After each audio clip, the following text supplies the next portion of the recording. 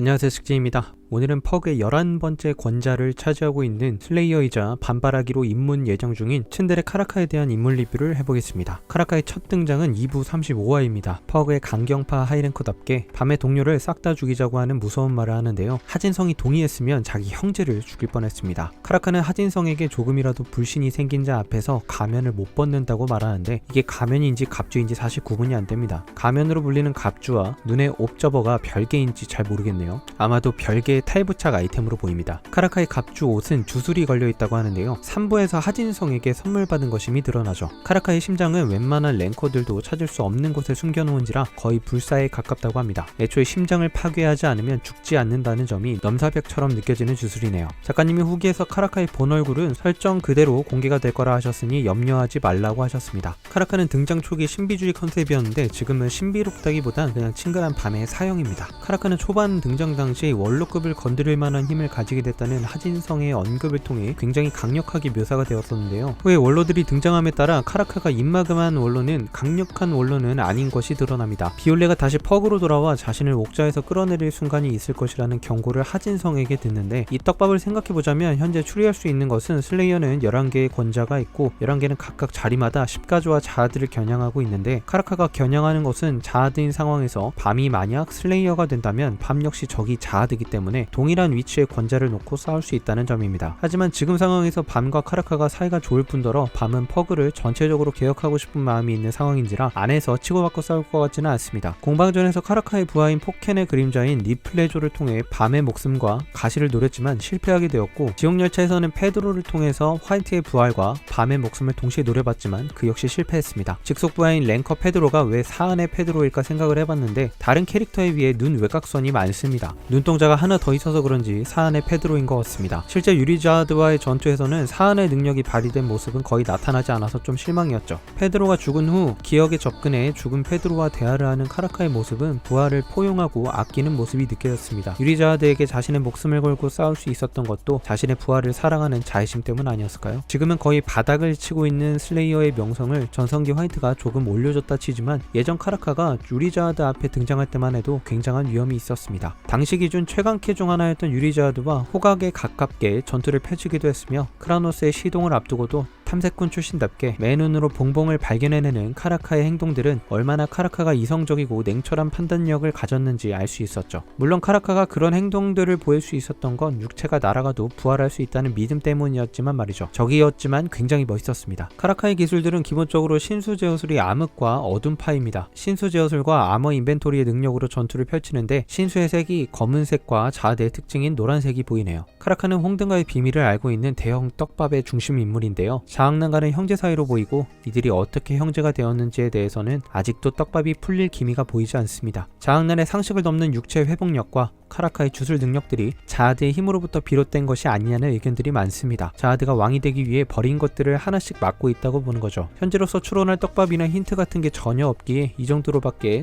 예측을 못하는 것 같습니다. 카라카는 우렉과 마주했을 당시 우렉의 1%도 안 되는 힘을 가졌다는 사실이 드러나면서 저렇게 약하면 자아드는 어느 세월에 잡나 라는 독자들의 우려를 동시에 하게 만들었습니다. 하지만 우렉의 1%를 맞고도 주술 덕분이지만 육체를 다시 재생시켰고 제발 한 번만 봐주십시오 라고 무릎 꿇고 빈 게 아니라 자기 몸을 폭발시켜 화이트를 데리고 도망쳤다는 엄청난 침착성과 판단력을 보여줬다는 점에서는 슬레이어로서의 자질은 가졌다고 보여집니다. 특히 공격을 맞고 나서 우렉 마지노의 힘을 단번에 알아내는 점은 하이랭커라면 쉬울 수 있겠지만 마지노의 손가락 하나조차 이길 수 없다고 스스로를 평가하는 장면은 상대의 강함과 자신의 격차를 인정한다는 점에서 어른스럽다고 느꼈습니다. 우렉 마지노가 쓸만하다고 평가할 정도면 말을 다 했죠. 카라카의 강함으로 넘어가 보자면 슬레이어 치고는 최약체입니다. 가장 최근에 슬레이어가 된 점을 고려하면 빠른 성장이지만 현재 수준으로 보면 상대가 하천이 유리자드 정도인 것으로 보아 400위에서 600위 정도의 중위권 하이랭커로 추정됩니다. 3부 견족 스토리에서 둠, 폴 일행과 작은 마찰이 일어나는데 폴을 암흑세계로 가볍게 무시합니다. 둠의 경우는 중세 기준 전성기 랭킹 200위권이지만 카라카와 싸울 당시는 이빨도 없고 약해진 상태여서 비교를 하긴 애매하지만 당시 둠과의 전투도 가능할 정도의 실력이라고 생각합니다. 다만 케렐람에게는 갑주가 뚫릴 정도로 공격을 허용하며 공격은커녕 방어하기도 벅차다는 말을 하므로 강함의 격차가 역사가 직접적으로 드러났습니다. 어찌 보면 캐럴람이 처음으로 퍼그 원로의 위상을 높여준 캐릭이 되었습니다. 덕분에 소피아 탄에 대한 기대감이 한 끼에 올라갔으니까요. 칼라반과의 전투에서는 카라카의 갑주가 방어에 특화되어 있다는 것이 드러났으며 밤과의 비교를 통해 카라카의 공격력이 밤의 풀개방 이하라는 칼라반의 냉철한 평가가 있었습니다. 어찌 보면 당연한 게 밤이 신원류를 제대로 다루게 되는 순간 넘사벽 랭커들을 제외한 300위 이내 하이랭커들의 신수제어술은 밤에게 통하지 않게 되니까요. 작가님의 후기에 따르면 카라카는 생존율을 높이고 체력을 덜 쓰는 방향으로 전투 스타일을 변화시켰다고 합니다. 아마도 하진성의 바람대로 성장한 것이 아닐까 생각합니다. 작가공이 시네탑 전체 스토리의 메인 이벤터 중 한 명임을 입증하듯이 슬레이어 중 가장 많은 등장 분량을 가지고 있으며 그로 인한 반작용인지 독자들에게 캐붕이 가장 심각한 캐릭으로 언급되기도 합니다. 작중 초반엔 밤을 죽이려 했을 정도로 밤을 견제했지만 같은 스승을 두고 있다는 점과 스승이 자아두근에 잡혀간 것을 계기로 밤을 인정하고 밤을 살리기 위해 노력하는 모습들, 부하들을 아끼고 밤을 뒤에서 걱정하는 친들의 면모를 보면 시네탑은 카라카의 성장형 웹툰이지 않나라는 생각을 해봅니다. 나쁜 놈이었지만 사연 있는 변화할 가능성이 있는 나쁜 놈 같은 느낌이죠. 이상 카라카 리뷰로 마치겠습니다. 시청해주셔서 감사합니다.